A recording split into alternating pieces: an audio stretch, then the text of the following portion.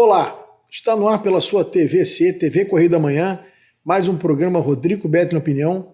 Hoje eu chamei de volta aqui, eu tinha prometido que eu ia chamar de volta o analista político Jackson Vasconcelos, para a gente bater um papo, analisar a situação toda, convenções feitas, jogo está jogado. Agora, Jackson, nós temos que saber o que vai dar daqui para frente, né? Você vê, cara, primeiro é muito bom estar aqui, né? Então, bom porque eu venho aqui, eu aprendo, eu vejo, me obriga a pensar muito, né, na eleição. E você vê que é uma eleição sui generis essa.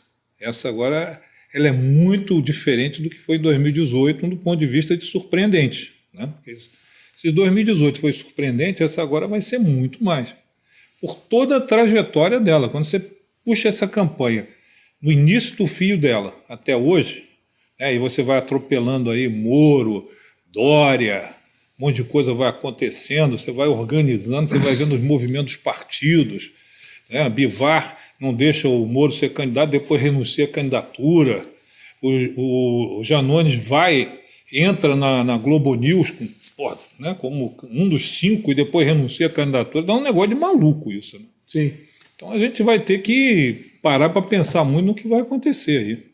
O grande erro dessa história toda, primeiro eu fico recordando no ano passado que eu vi algumas análises, primeiro de alguns ditos analistas, né, que esse pessoal põe na televisão, a Globo tá cheio de professor de Deus ali, né? E até algumas reuniões que eu tive petit comitê com o pessoal de pesquisa, coisa e tal. E eu lembro que a turma levava muita fé nessa coisa da vacina, né? Não Dória, porque a vacina, porque ele trouxe a vacina, porque falou da vacina. Gente, ano que vem a vacina vai desaparecer, ninguém vai tratar de vacina ano que vem. Ano que vem o pessoal vai tratar de economia. O cara vai estar desempregado, o cara vai estar sem dinheiro no bolso, o cara vai estar preocupado em saber quem é que vai botar comida na geladeira dele. Já vai estar todo mundo vacinado, quem tiver que ter uma vacina já tomou. Isso é já a página virada, esquece, isso não vai ser tema da eleição. Não, porque a vacina, aí tá...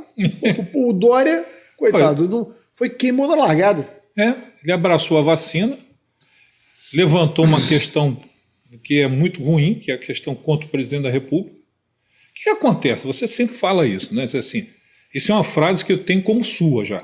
Diz assim, o eleitor adora a traição, né? Mas não gosta do traidor, não é isso? Eu odeio o traidor. Odeio o traidor.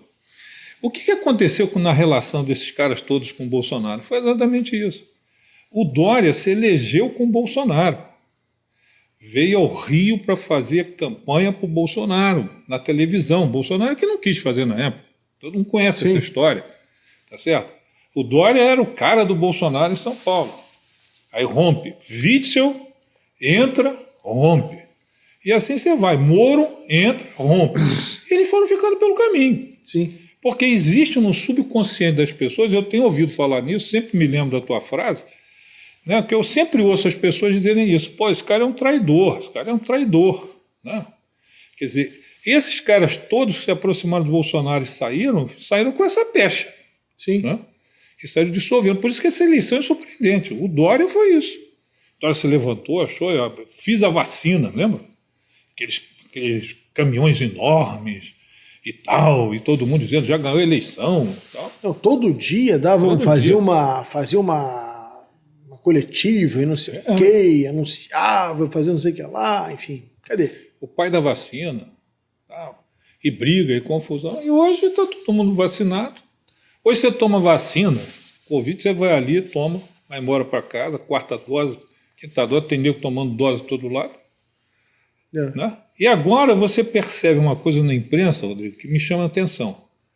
A Folha de São Paulo, principalmente, eles começam a publicar o número de mortos pela Covid. Né? Aí hoje morre um cara, aí eles somam todo o passado e trazem. Nitidamente querendo trazer de volta aquela comoção que houve naquele momento, que desapareceu. Era. Lembra da CPI do Covid? Cadê? Espetáculo dantesco daquilo. E quem hoje faz campanha contra a CPI do Covid é a Simone Tebet.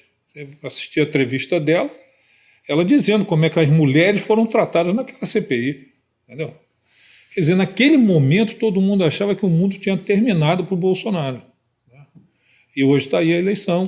Mas, Jackson, só quem não sabe ler número que pode dizer uma coisa dessa. Porque, infelizmente, nós estamos, como eu disse aqui anteriormente, nós estamos cheios de professores de Deus. Muito. Né? A política, que vão para a televisão e falam com uma certeza, com uma convicção, como diria meu finado amigo Conde, com uma convicção que a ignorância concede e a sabedoria restringe. Né? Eles falam não sei o que, papapá, e no fundo você não está entendendo nada do que está acontecendo. Um cara, depois de ter sido metralhado como o Bolsonaro foi durante esse período da Covid, ter uma CPI que era transmitida o dia inteiro por todas as TVs, todo mundo falando mal dele o dia inteiro. O cara ainda tem 23%, 24% na pesquisa. Esse cara é um cara extremamente competitivo. É óbvio que a hora que o ambiente melhorar um pouco, esse cara vai crescer. É óbvio. Né? Só não enxerga quem não quer. Até porque do outro lado não ficou ninguém, né? Do lado dele, né? Do outro lado contra ele, não ficou ninguém. Hoje tem ele e Lula. E qualquer crescimento de Simone, qualquer crescimento do Ciro, come Lula, come Bolsonaro. Porque do lado dele ficou todo mundo. Sim. Então, hoje fica muito claro o processo de que uma eleição polarizada assim, vai até o final assim. Nitidamente estão tentando decidir essa eleição no primeiro turno, estão querendo convencer o eleitor que é a decisão no primeiro turno. Essas pesquisas são uma vergonha. Depois eu queria falar com você um pouquinho sobre pesquisa. A gente não fugir muito do tema, mas acho que esse tema merece depois um pedaço da nossa bate-papo aqui só para falar de pesquisa, porque é uma vergonha o que está acontecendo. Total, cara. Total. E aí você vê uma avalanche de pesquisa, tá todo mundo fazendo pesquisa, cara. Todo mundo. Todo dia surge um instituto qualquer fazendo pesquisa. E as coisas mais aberrantes do mundo. Quer dizer, ninguém consegue identificar. Resultados discrepantes? Totalmente discrepantes. Aí os caras começam a dizer que é discrepante, mas não na tendência. Agora eu já comecei a ouvir isso. O cara diz, não, porque, diferença de 19 pontos numa pesquisa, a outra de 10, mas a tendência é que o Lula ganha e o Bolsonaro perde. Tá certo? E claramente, para mim, Rodrigo, essa eleição é o seguinte: segundo turno vai ser duríssimo para o Lula. Duríssimo para o Lula. O Lula já percebeu isso. E eles agora começaram a jogar com a possibilidade de ganhar no primeiro turno. Que é impossível você ter uma eleição presidencial decidida no primeiro turno na situação que a gente está vivendo. Não tem nada que justifique isso. Né? Quando for tete a tete ele e Lula, como é que vai ser isso? Né? E você sente que o pessoal, principalmente o pessoal da Globo, eles estão muito angustiados com esse processo. Eu tenho assistido as entrevistas que eles fizeram com os candidatos. Cara, coisa inédita, entrevista de 3 horas. Um candidato de segundo escalão. Sim. Globo News. Ouviu o Janones 3 horas. É um negócio de maluco. E depois o cara pede o boné e vai embora. Vai lá, deu a entrevista e vai embora. Tu imagina a dor de cotovelo do Dávila, que não pôde ir, porque não estava entre os 5. Né? E aí disse assim, o cara foi, se mandou. Né? Eu acho que a Globo está acabando muito mal nesse processo. Como é que pode isso? Quer dizer, é impressionante. Você fica vendo aquelas. Primeiro que virou. Você pega o exemplo daquela Miriam Leitão. Miriam Leitão era comentarista de economia, ela agora é comentarista de tudo. Tudo. Ela vai de política, ela vai de questões internacionais, ela é comentarista de saúde, ela é comentarista de tudo. Né? Uma clínica geral danada. E ela fala, você vê uma coisa, um rancor, uma coisa assim. Não se faz mais análise há muito tempo. Muito tempo. Virou uma coisa pessoal aquilo ali. Eu cheguei a comentar a entrevista do Ciro Gomes, que é outra figura, né? Ciro tem uma arrogância, né? Ciro é acima de tudo e de todo mundo. Ele é acima de... mais do que professor de Deus, ele é o próprio. Aí você vê nas rodadas, só tinha ódio ali. Todos eles que estavam entrevistando, e ele, com ódio, porque o Ciro adjetiva todo mundo pelo mal. Né? Para o Ciro, todo substantivo tem que ter um adjetivo ruim. Então, aí quando a Miriam, aí ele vira para a Miriam e diz que a Miriam, de fato, fala de tudo. Né? A educação é com você, sei o que é com você. E a Miriam cresce. Né? Acabou, cara. A Miriam acabou naquele episódio do ponto. Né? Até ali no ponto, ela era uma pessoa respeitada. Aquele dia que ela... Porra, acabou. E o Bolsonaro na frente rindo. Né? Aquilo ali foi destruidor. Destruidor, A demolidor. imagem dela foi destruidor. Aquilo ali. A Globo está sem comando, completamente sem comando. Os caras não estão entendendo nada do que está acontecendo. E os caras estão soltos embaixo, dando pancada nos outros direto. Eu entrevistei há uns meses atrás aqui o Eduardo Cunha. Eu assisti. E ele falou um negócio que depois eu fui refletir e eu acho que ele tem toda a razão. O grande engano, eu acho que de grande parte da imprensa e de vários atores políticos, foi justamente essa questão da terceira via. Ele falou um negócio que é verdade. A eleição no Brasil, desde 89, está polarizada. Sempre foi. Se você pensar, em 89 era o Collor contra o Lula. O Lula esquerda, teve o Brizola ali, coisa e tal, acabou ficando polarizado com o Lula. Depois veio o Lula e o Brizola, na verdade, vendo que ocupava o campo da esquerda. Os dois no mesmo sempre lugar. havia polarização do Collor, mais à direita, e o Lula, mais à esquerda. Depois, em 94, foi Fernando Henrique contra Lula. O PSDB chegou um pouquinho, pegou o PFL, botou ali embaixo, foi um pouquinho para a direita, então era PSDB contra PT. 98, PSDB contra PT. Não é? 2002, PSDB contra PT. Aí o Lula ganha. Aí o PSDB... Aí quando chegou em 2018, o Bolsonaro, com um discurso muito mais claro para a população e mais assertivo sobre o posicionamento, dá uma cotovelada no PSDB e ocupa esse espaço de antítese ao PT. Ou seja, as eleições sempre foram polarizadas. Então, um grande equívoco foi essa história de terceira via. Não existe terceira via. Ou teria que ter um terceiro candidato que ocuparia ou o lugar do Lula, à esquerda, ou ocuparia o lugar do Bolsonaro, à direita. Não, eles insistiram e disseram, não sou nenhum nem outro, terceira via. Não tem, né? O eleitor não entende o que é essa água de salsicha. Não tem, cara. Não consegue compreender. Eu venho dizendo isso há um tempão, desde o início, né? Os caras falavam terceira via, não tem, cara. Você quer ser candidato, quer disputar a eleição, tem que ocupar o espaço de um dos dois. Isso é sempre assim. Isso vem, e tem razão, Eduardo Cunha, vem desde lá de trás. Sempre foi assim. Aquela disputa entre Brizola e Lula foi de um lado. Eram dois caras brigando por uma vaga. Sim. Quer dizer, sempre foi assim. E depois o Lula vence a eleição, Rodrigo, porque teve a ajuda do Fernando Henrique. Né? Muita gente esquece disso. Quando você pega o que o Fernando Henrique fez com o Serra naquela eleição, por quê? Porque interessava o Fernando Henrique, ele, o acadêmico, da posse ao operário. Só que ele não tinha percebido, eu acho, que o operário fosse mais esperto que ele. E ele achou que o Lula ia meter o pé pelas mãos, claro, e ele ia virar um herói nacional, o cara que fez o Plano Real, salvou o Brasil, aí veio o Lula e destruiu tudo. Só que o Lula, malandro, pegou um time mais conservador e botou, toca economia aí, e eu vou fazer aqui meu discurso social, coisa e tal, mas economia vocês vão tocando aí da forma conservadora, não vamos deixar o trem sair do trilho. Até porque o Lula não é esquerda, cara. O Lula não é esquerda, não é direita, ele não é centro, ele é ele. O Lula é ele. Sim. Sempre foi. O Lula disputa a eleição desde a primeira eleição. Só não disputou quando estava preso. Mas aí mandou um cara lá. Disse assim, não posso ir, vai você. Tá certo? Me representa lá. Me representa lá. Mas ele, Lula, não tem. O Lula é um cara que é líder sindical, que entrou na política, e hoje, se você disser assim, pode ir para a direita, ele pode, sem dificuldade nenhuma. Uma coisa que ninguém está percebendo, ou poucos percebem, é que essa união Lula e Alckmin chama-se Bolsonaro. E você fez a imagem correta aí. Bolsonaro chegou, deu uma cotovelada, tirou da direita todo mundo, e aí foi todo mundo para um lado só. Quer dizer, você hoje está com todo mundo de um lado, natural que o Alckmin tivesse com Lula, Fernando Henrique com Lula, todo mundo com Lula. Porque o lado de cá, que era dele, está ocupado. O cara chegou e deu uma espanada nessa turma. Né? Quer dizer, então esse quadro está muito claro para mim. Não tinha terceira via, nunca teve. E todo mundo que entrou nessa terceira via queimou na cadeira. Queimou na cadeira. Porque ou substituía o Bolsonaro ou substituía o Lula. Aí os caras entram criticando os dois lados.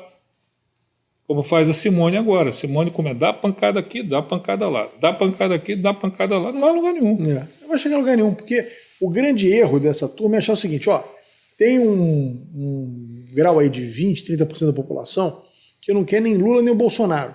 Só que o cara não quer o Lula, não quer o Bolsonaro, não quer a Simone Tebet, não quer o Ciro Gomes. Ele não quer ninguém. É o cara que não vai votar nulo, vai votar branco. É o cara que não quer ninguém. Ninguém o representa ali. Então, assim, parte da classe política não conseguiu compreender isso. Né?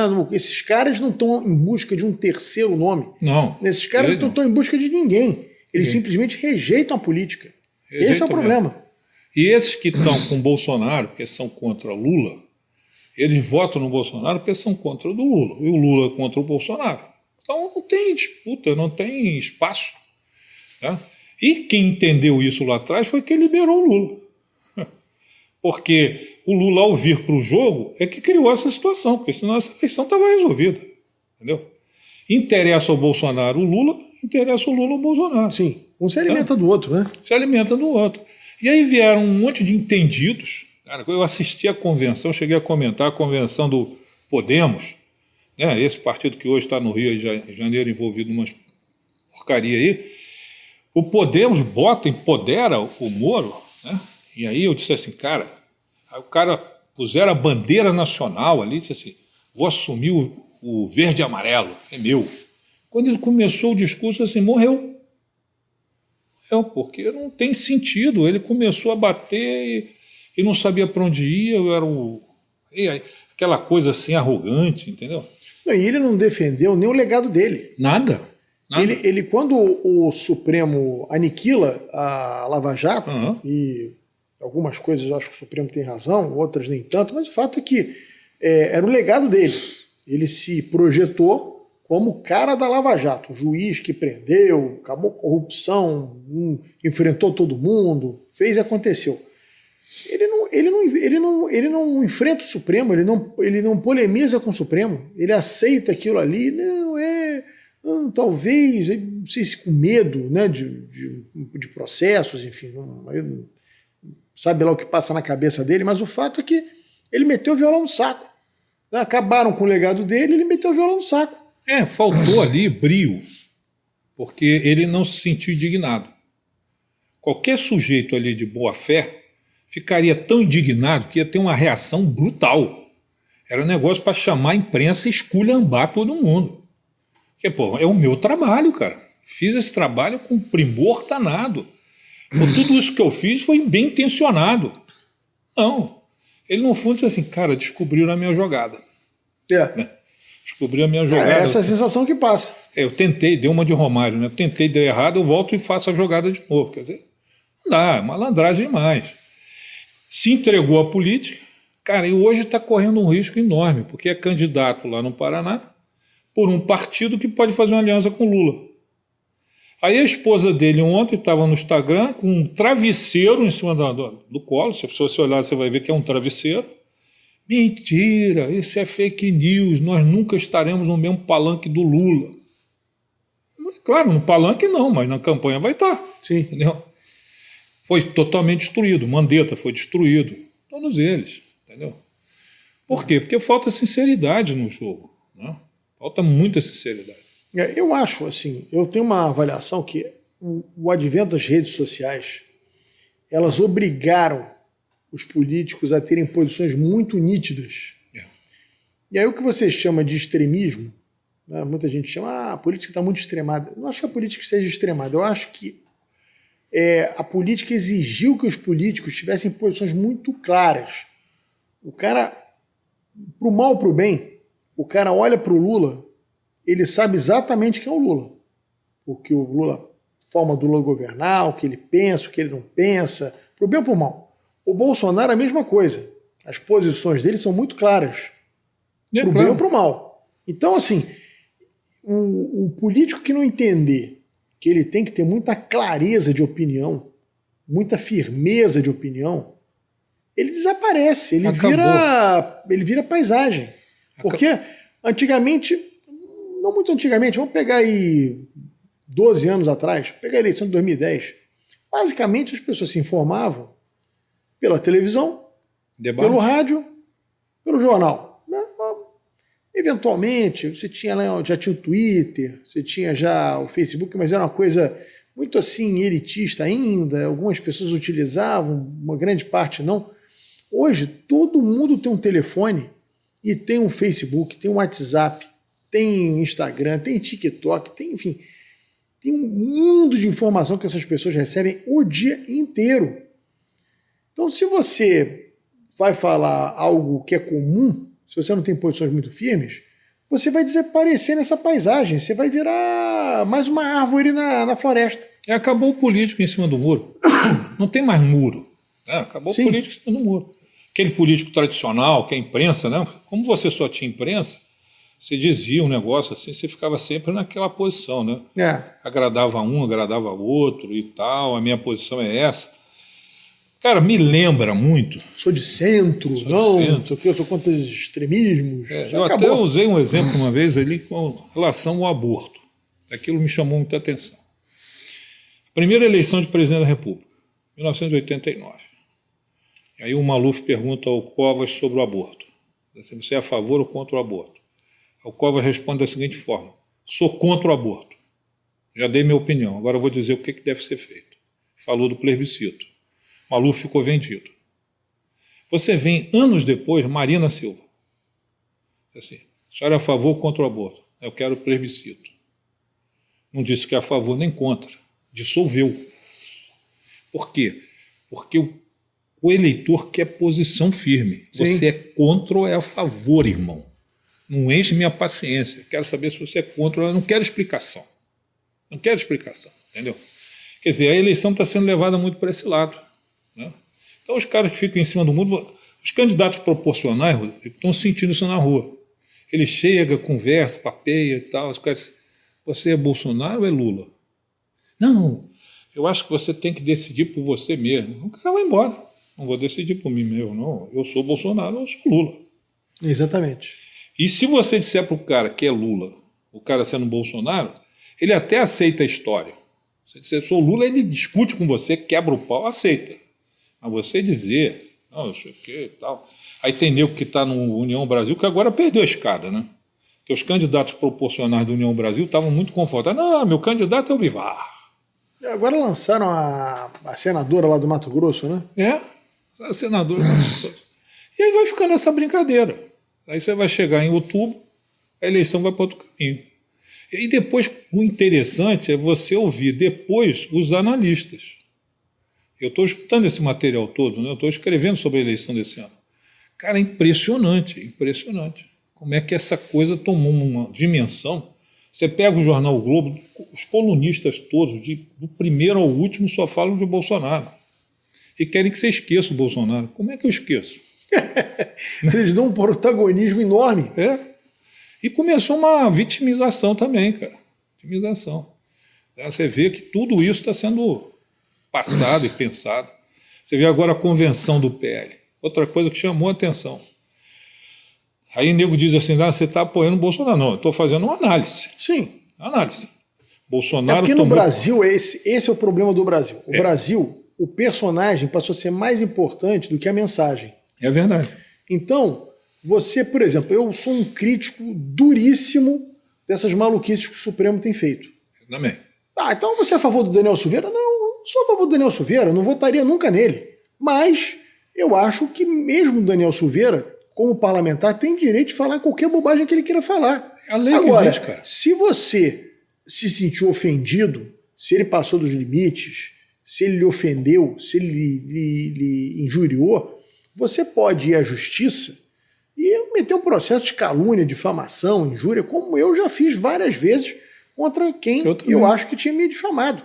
Ou seja, isso é um direito que qualquer cidadão tem. Agora, você arrumar um inquérito no Supremo que o ministro ele é a vítima desse inquérito, ele julga o próprio inquérito, foi o que disse o desembargador William Douglas aqui. Nem na Inquisição isso aconteceu. Nem na Inquisição.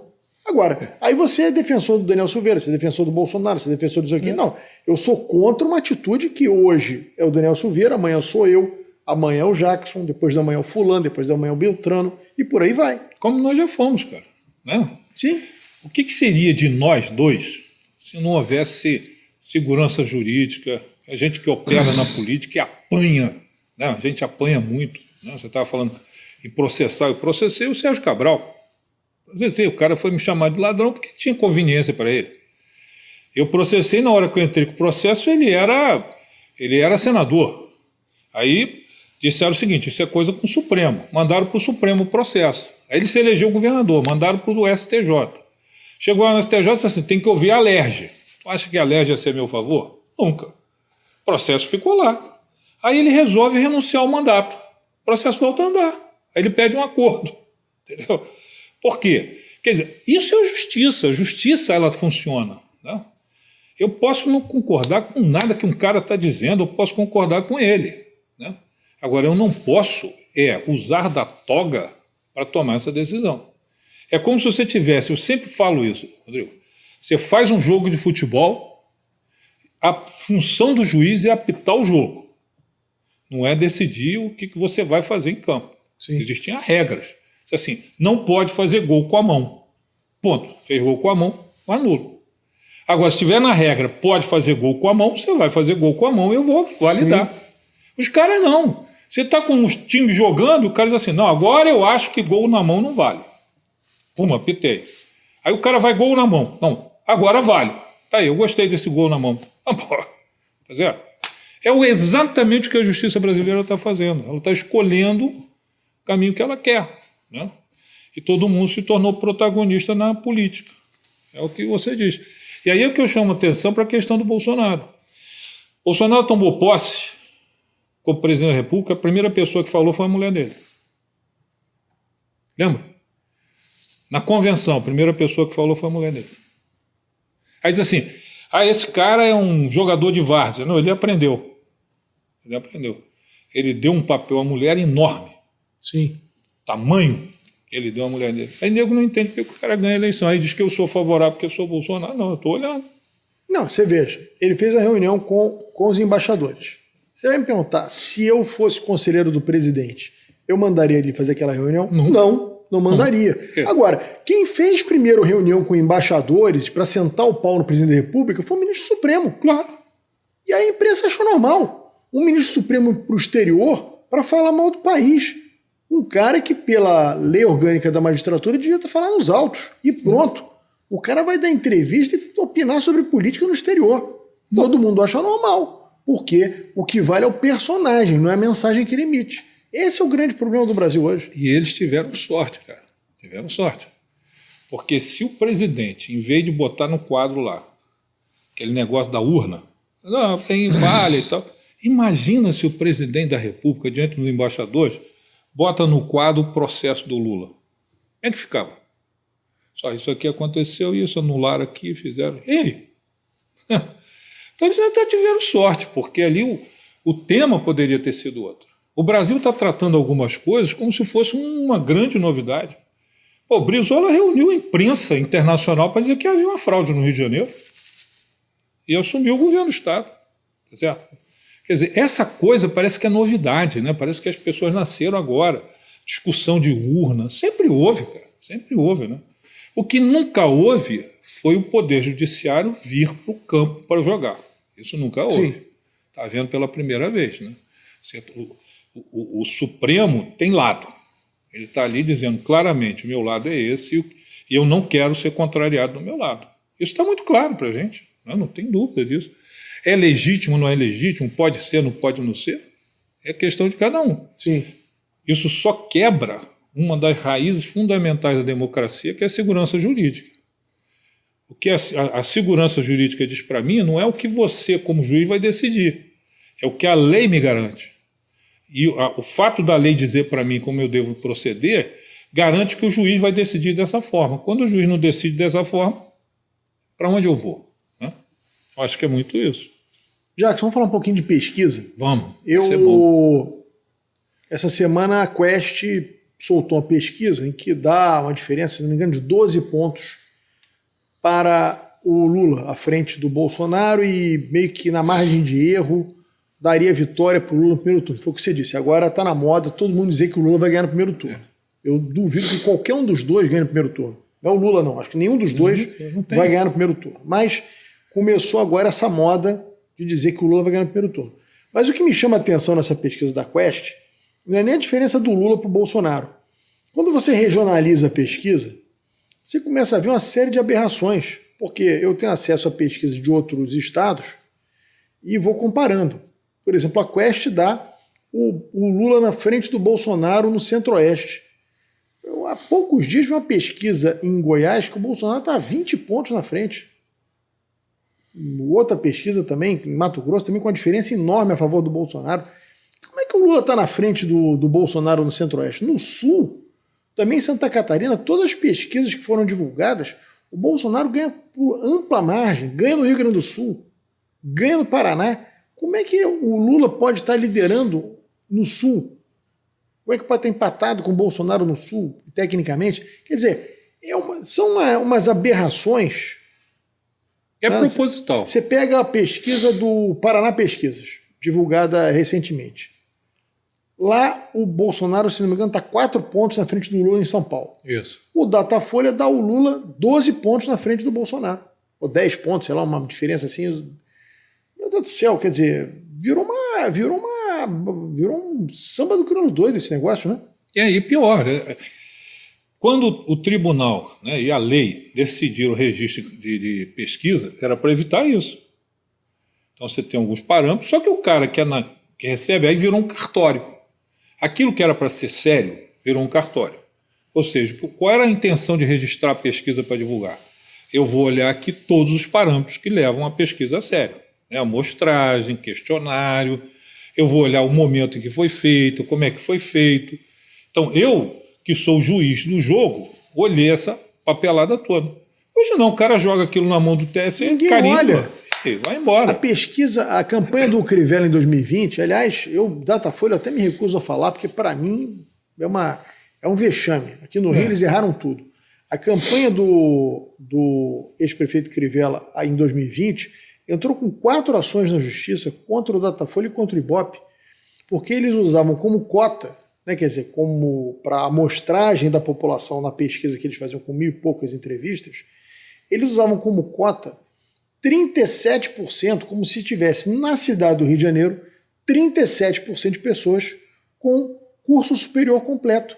Nem em Paris tem tanta gente com curso superior completo. Eles nem perguntam. É brincadeira. O TRE, o site do TRE, ele entende que no Rio de Janeiro nós temos 12% de pessoas com curso superior completo. O Ministério Público dava parecer favorável à ação e a juíza não julgava. E os caras continuavam divulgando essas pesquisas fraudulentas. Tanto era fraudulenta que eles davam o Crivella empatado com a Marta Rocha na época. Quando abriu a urna, o Crivella teve 7 pontos na frente da Marta Rocha.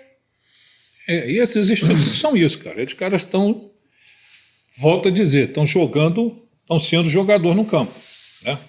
A Quest, por exemplo, é nítido que a Quest produz as pesquisas de acordo com os seus clientes. Para mim está muito claro. E aí criou-se também uma outra coisa. Você começa a dizer assim, pesquisa, Lula na frente, Bolsonaro atrás. Lula na frente, Bolsonaro atrás. Como isso não tem mais novidade, você vai ficar publicando isso, aí os caras inventam, olha, eu tenho uma novidade, hein? Lula ganha no primeiro turno. Aí publica de novo. Aí Lula ganha no primeiro turno, Lula ganha no primeiro turno. Quando chegar lá na frente, a gente já viu isso quantas vezes, cara, os caras vão começar a acertar os números. Eles vão começar a alinhar para não ficar muito feio, né? O problema não é se Bolsonaro vai ganhar ou Lula vai ganhar. Isso é pouco importa. É que não há seriedade na pesquisa, porque ela passa a ser um panfleto. Né?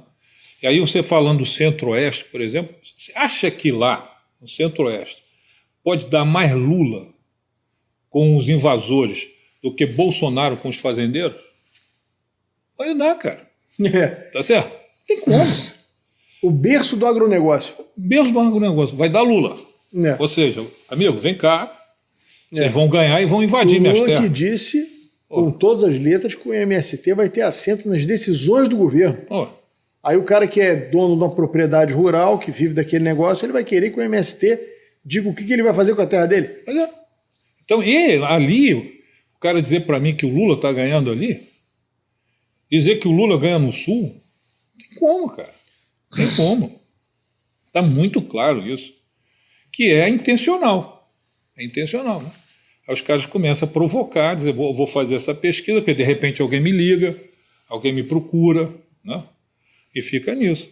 A população está se lixando para a pesquisa, né? Que virou tanta confusão. Não, a quantidade de número, a quantidade os caras estão ficando tontos. Os caras assim, cara, como é que eu vou entender um negócio desse? Né? Todo dia tem uma novidade. Todo dia tem uma novidade. E se você pegar 2 institutos de pesquisa e mandar fazer a pesquisa no mesmo momento, vai dar diferente. Sim. Diferente, cara. Porra, os caras não... Outro erro que eles cometem, que eu insisto, e vários institutos não dizem que não usam, porque eu até entendo pelo lado estatístico, porque você estipular uma cota de religião, uma cota de evangélicos, por exemplo... Mas você está certo. É difícil porque não existe um dado preciso. Mas se você não estima uma cota de evangélicos para fazer a pesquisa, dá distorção, porque o voto conservador está ali. Se você subestima o número de evangélicos na sua pesquisa, evidentemente um candidato de viés mais conservador como o Bolsonaro, ele vai dar mais baixo. Claro. Como foi o caso das pesquisas de 2020 que eu citei aqui, eles não tinham cota. Então eu percebia claramente que eles estavam equivocados. Mas você está certo, cara. Você está certo pelo seguinte. Por que existe a amostragem? Né? É uma questão estatística. Por quê? Porque eu parto do princípio que pessoas que têm o mesmo perfil, moram no mesmo lugar, vivem da mesma forma, geralmente reagem da mesma maneira diante de algumas circunstâncias. Aí eu consigo fazer uma amostragem. Se você retira os evangélicos desse jogo, você diz assim, não, eu não vou considerar o cara como evangélico. Não, mas as decisões que ele toma diante dessa realidade nacional têm a ver com isso. Porque o fato dele ser evangélico é que decide se ele é a favor ou contra o aborto, que é decisivo numa eleição como essa. Se ele é a favor ou contra a invasão, que é uma decisão como essa. É isso? Sim. Se ele é a favor ou contra o casamento homossexual, que é uma decisão dessa. Então, se ele não fizer isso na amostragem, você não vai conseguir identificar, cara. Não vai. Você está certíssimo. Eu estou vendo você falar nisso desde a eleição do Crivella. Você chegou a dar aula no YouTube dizendo, olha, eu estou mostrando a vocês aqui que falta esse dado, eram 30 e poucos %. Sim. Né? Porque é a amostragem, essas pessoas pensam mais ou menos parecido. Né? Quer dizer, não dá. E um outro dado que está me chamando a atenção, e eu não ouvi dizer, eu percebi com as pessoas aqui que são entrevistadas é que falam. Quando o Datafolha liga, bolsonarista não está respondendo ao questionário. Eles estão com ódio desses caras. Aí eles desligam. Se o cara identifica alguém do Datafolha, não está respondendo. Tá certo? Então só tem um lado respondendo a pesquisa. A gente só vai saber no dia da eleição. Só no dia da eleição. Não tem como, porque você não tem dado nenhum. A gente que trabalha com estratégia e tal, se for trabalhar com essas pesquisas, você tem que fazer a sua. Sim, é o que eu costumo fazer, porque senão não dá. Não dá para levar em consideração. De jeito nenhum, porque você diz assim, pô, que loucura é essa? Né? Como é que isso ficou desse tamanho? Né? É. Aí você vê a campanha, e aí você vai para a campanha de governo do Estado, vai caminhando nisso. Né? Os institutos de pesquisa estão cometendo um erro enorme. Não é o erro de errar a pesquisa, é de achar que eles podem fazer política. Eles não podem. É como se um laboratório, um médico, escolhesse o lado que ele quer. Eu quero dizer que tem mais gente doente do que sã. Então eu vou começar a soltar todos os exames com doença. Exatamente. Né? Aí o cara vai se tratar e morre. Não tinha aquela doença, está tomando um remédio. O cara resolveu, agora eu sou laboratório, quero chegar à conclusão que está todo mundo doente. Aí todos os laboratórios se reúnem e começam a dizer, ó, está todo mundo doente. Agora, Jackson, você está nisso há mais tempo que eu. Eu não lembro de uma eleição em que a gente chegasse a... Nós estamos no dia... Nós estamos, sei lá, 10 dias, basicamente, 12 dias do início da de campanha. Começar a eleição, e a gente tivesse ainda tantas variáveis, tanto na eleição nacional como aqui na eleição para governador, na eleição para o Senado, tem tantas variáveis que podem modificar o jogo nesse processo. Eu não lembro de ter uma eleição tão indefinida assim antes de começar. Nunca houve, pelo motivo que você sempre fala. Você hoje tem canal de informação que muda a opinião das pessoas rapidamente. Entendeu? Então, tudo isso está acontecendo. Nunca houve, porque nunca houve essa situação. E você você chega de manhã, abre o seu celular, tem uma informação que muda a sua opinião. Aí tem outra informação que muda a opinião. E aí os caras vão tomando decisão de acordo com o que leem também, né? O cara que é candidato, ele está lendo ali um Bivar da vida. Né? Assim, pô, já cumpri meu papel, já tirei o Moro do jogo e tal. Só que o eleitor está ouvindo tudo isso, está vendo mexer. Então, nunca, as campanhas que eu trabalhei, estou nisso há 40 anos, nunca houve esse nível de indecisão. Né? Quer dizer, você tem surpresas em eleição. É muito comum você ter surpresa. Mas você ter essa situação que está mudando todo dia. Todo dia. Você vai. É o que a gente estava falando aqui sobre a TV Globo. Os caras pegaram assim e disseram assim: ó, pesquisa indica 5 candidatos. Nós vamos ouvir os 5 mais votados: Lula, Bolsonaro, Ciro Gomes, Simone Tebet e Janones. Fechado? Fechado. Convidaram os caras. O cara veio, fez a entrevista, 3 horas, saiu e renunciou à candidatura. Exatamente. E aí? Já mudou tudo. Já mudou tudo. Aí ele já não é o 5º. Ele já saiu fora. Tem um outro 5º. Como é que vai fazer na próxima? Entendeu? Aí os 2 candidatos principais assim, nós não vamos. Então tudo isso vai mudando a opinião. Sim. Se Lula e Bolsonaro não participam da entrevista, ninguém assiste. Assisto eu, você, porque estamos envolvidos nesse processo. Fazer uma análise, mas de fato para grande público não tem importância nenhuma. E uma entrevista de 3 horas, cara. Como foi a entrevista do Moro ao Flow, não? Lembra? 5 horas de entrevista. Cara, como é que o cara tem tempo para ficar ali? Ninguém, imagina. Entendeu? E aí fica um negócio, cara. Eu assim, nunca vi, rapaz, uma TV como a TV Globo, Globo News, com 3 horas com um candidato no ar. Aí o cara vai ficando cansado, vai ficar de saco cheio. Sim. Né?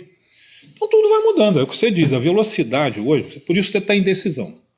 A indecisão é enorme, porque as informações estão mudando toda hora.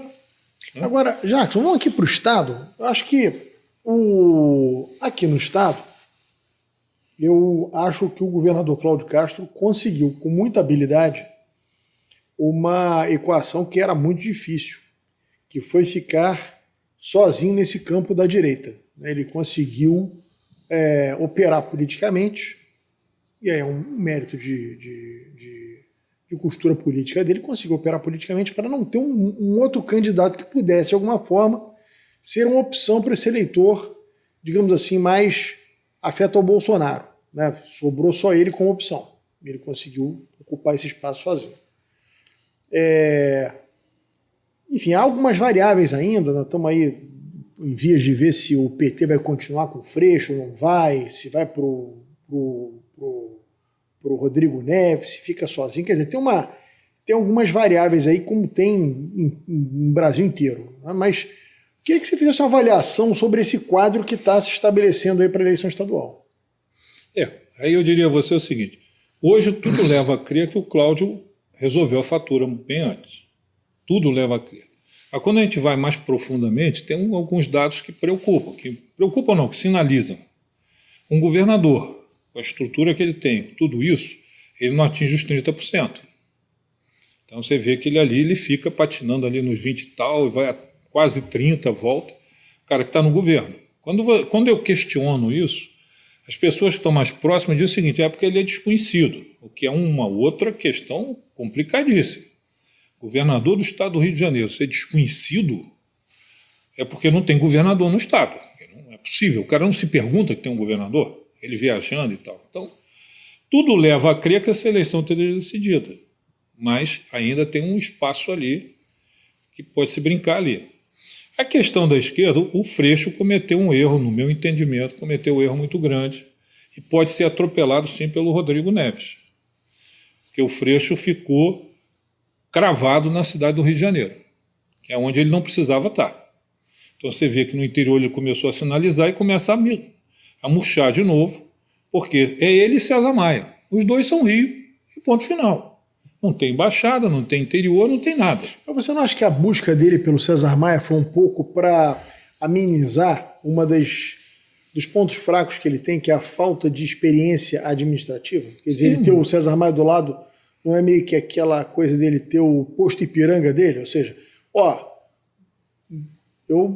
você nunca administrou nada. Eu nunca administrei nada, mas eu tenho um vice-governador que vai administrar comigo, que tem experiência, já foi prefeito 3 vezes, já foi secretário de Fazenda. Você não acha que foi que ele buscou, quer dizer, mitigar esse problema que ele tem? Ele buscou conceito para a imagem dele.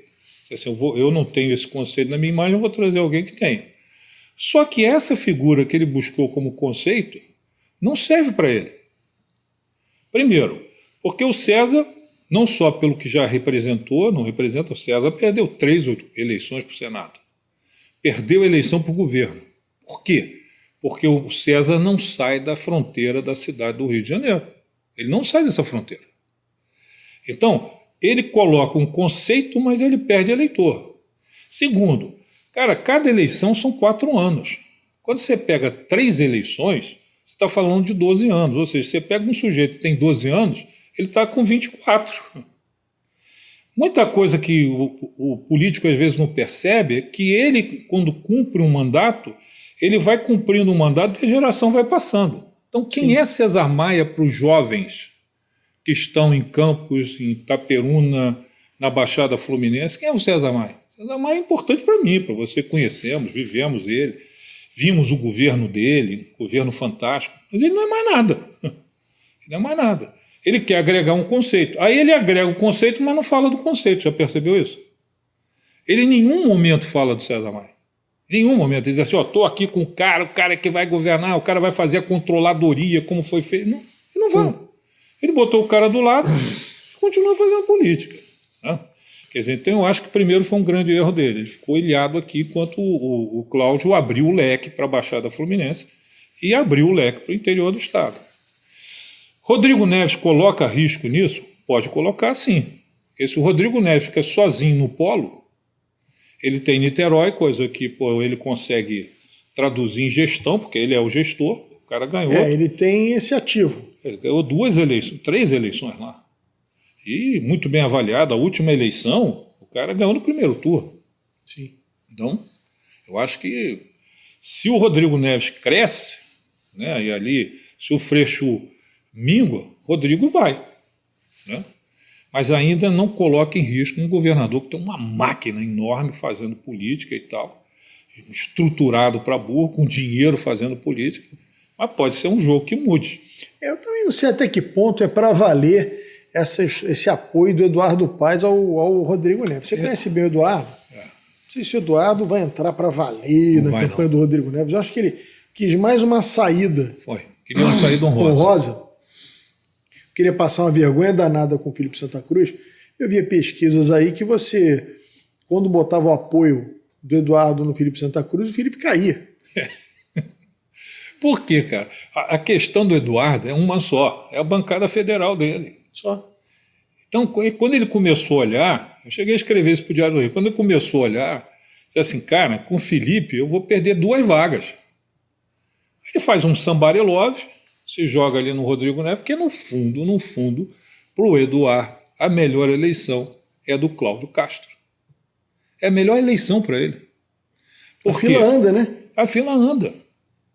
O Cláudio não pode mais ser candidato, não vai criar nenhum problema. O Cláudio compor com o Eduardo é moleza. O que o Eduardo talvez não esteja percebendo é que ele não vai correr da forma que correu agora.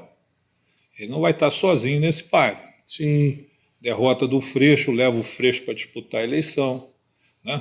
Quer dizer, o PDT vai estar nesse jogo. Então tem uma série de coisas aí que vão acontecer no caminho que vão complicar a vida dele. Mas o jogo dele é o Cláudio. Por isso que ele faz esse movimento. Tá certo? Acreditar que o Eduardo Paes consiga fazer uma estratégia para além do elevador que ele sai do prédio, não tem estrategista nenhum ali. Nenhum. Ele faz as coisas do jeito que é a cabeça dele. Aí ontem veio um cara falar comigo. Tinha o Cabral que pensava política macro. Não tem mais. Tinha o César que pensava política macro para ele. O Eduardo sempre teve pendurado em alguém. Era o César que pensava por ele, depois foi o Cabral que pensava por ele.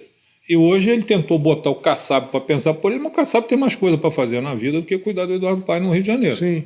Então, ele hoje está sem a cabeça pensante. Aí ontem alguém veio me dizer o seguinte, ele está criando uma nova liderança política no Rio. Por isso que ele pegou os técnicos, que eles chamam de técnico, o cara que não tem mandato. Né? Isso é outra característica da política. Quer dizer, eu nunca tive mandato, então eu sou técnico da saúde. Eu sou o técnico da saúde. Então, É. tem jeito. Ele não está criando liderança nenhuma. O Eduardo está completamente perdido nesse jogo, com foco na eleição do Pedro Paulo, porque ele precisa do Pedro para ser o vice dele, para ele poder disputar a eleição de governador. É isso. Anda falando que quer ser presidente da República. Eu também quero, você também quer. Mas é difícil, né? Porque tem que concorrer a uma eleição. Sim. Né? Outro dia o Rodrigo Maia já deu um pito nele aí, dizendo que ele tem que entender que ele vai ter que botar um vice que seja aliado, mas que não seja uma simbiose dele, né? Não dá para ser o Pedro Paulo. Ele falou até o nome do Caiado para vice, enfim. Eu acho que o Eduardo, isso é mais para frente, nós vamos ter que falar um pouquinho sobre isso, mas eu acho que o Eduardo vai ter muito problema em 2024, inclusive o cansaço da população. Tá todo mundo já de saco cheio dele, cara. Saco cheio dele. Ele fez muita coisa errada. Né? Quer dizer, e sinceramente, você sabe que ele só ganhou aquela eleição porque ele preparou aquela eleição em 2016. Ele preparou aquela eleição. Quando ele abandonou o Pedro Paulo, fingindo que apoiava, ele deixou ali o Índio brigando. O Índio achou que ia ser o candidato do Eduardo, então continuou. O Osório achou que ia ser candidato do Eduardo, continuou. E ele segurando o Pedro Paulo, que ele queria perder. Para ele ali o melhor resultado era qualquer um, porque ele ia voltar com o discurso que ele voltou. Só que o tamanho do problema que ele criou para o Crivella é tal que ele reencontrou o problema. Sim. Não tem mágica, ele reencontrou. Hoje o BRT, agora ele está tentando fazer uma jogada de marketing, dizendo que comprou ônibus do BRT e tal, está começando a fazer firula. Né?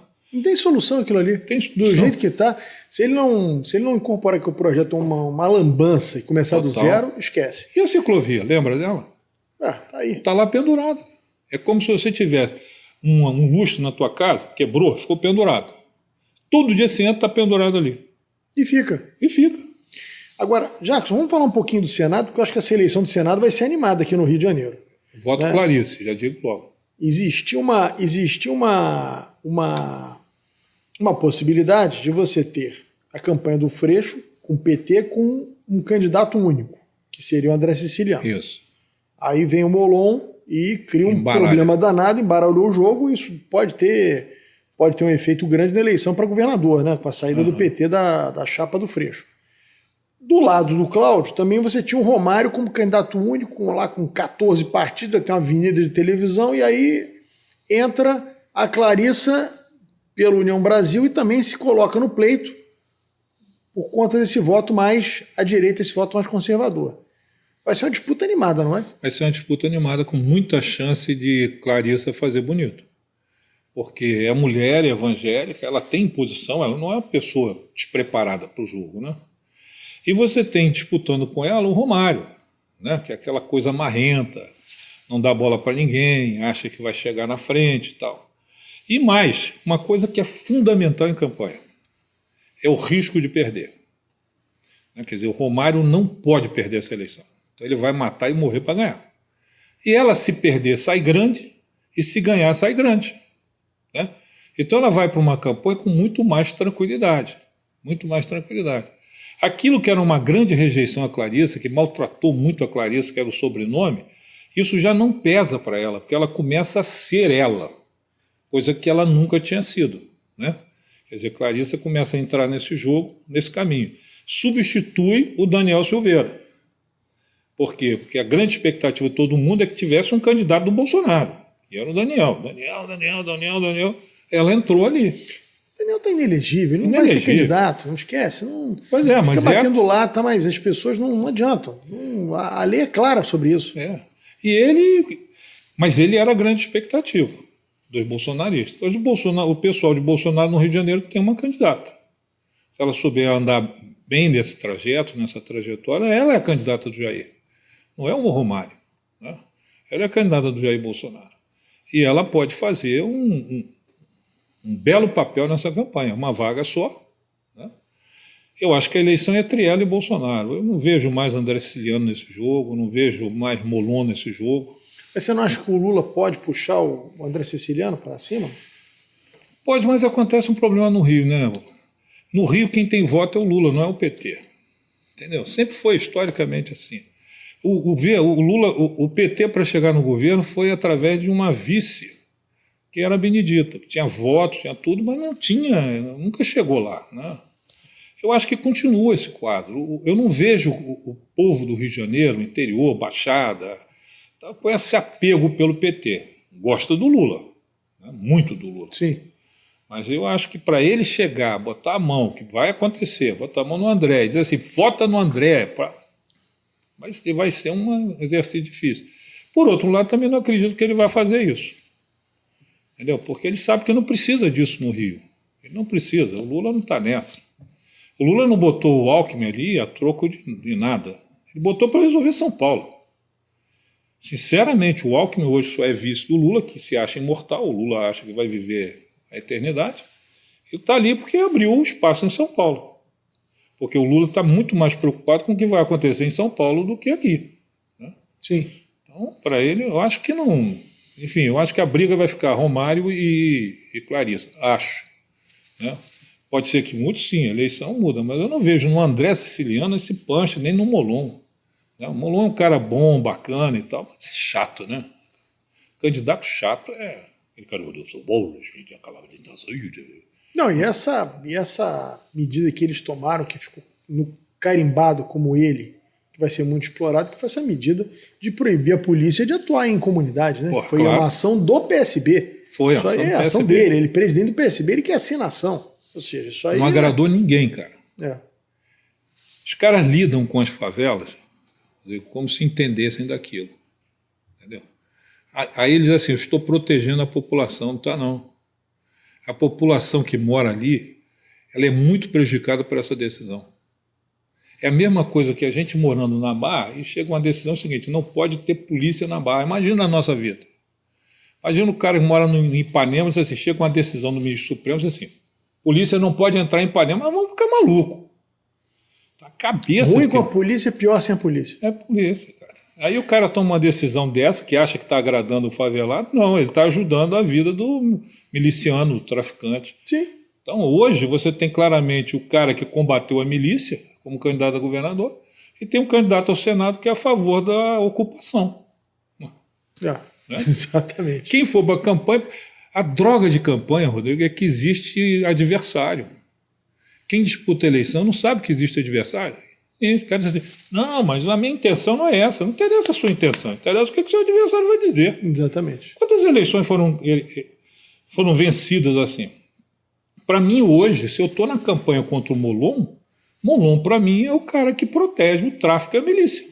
Ponto final. Me convence do contrário. Ah, vai convencer? Pô, pega o pessoal da favela, faz lá uma pesquisa, sem identificar, assim, você preferia não ter polícia ali? Cara, como é que alguém pode imaginar que um morador de um bairro qualquer não vai querer ter polícia? É brincadeira. Brincadeira. Só a cabeça deles, né? Exatamente. Jackson, nós estamos chegando ao fim. Quero mais uma vez te agradecer. Você enriquece pra caramba esse programa aqui, mas muito. Muito obrigado, irmão. Vamos esperar começar a televisão aí, começar a campanha. A gente vai ter que fazer um novo bate-papo para ver que rumo estão tomando as coisas, porque você é muito preciso e muito profundo nas suas análises, a gente precisa de você aqui mais vezes. Eu te agradeço muito, cara. Para mim é um prazer imenso estar contigo aqui, conversando e tal. E aprendo com você, cara. As grandes citações que eu faço vêm de você ali, né? Traidor, no traído, a questão dos evangélicos. Eu vou prestando atenção nos teus caminhos. Eu vou vendo que você tem razão, você é um analista, você entra profundamente em números e tal, né? Quer dizer, você tem noção do que está acontecendo, né? E está difícil conversar sobre política, Rodrigo. Tá muito, difícil. Muito. Porque só tem gente maluca. É só torcedor. Só torcedor. Ninguém quer analisar nada. Ontem um cara veio me dizer o seguinte, pô, essa eleição está decidida pelo Novo. Como é que é? Não, o Paulo Ganimi vai ganhar a eleição, você vai ver. Primeiro debate ele vai destruir todo mundo. Estou esperando, vamos ver. Vamos aguardar. Valeu, gente. Gente, eu espero que vocês tenham gostado do programa. Agradeço muito vocês terem assistido a gente até agora. E até o próximo Rodrigo Beto na Opinião pela sua TV Correio da Manhã.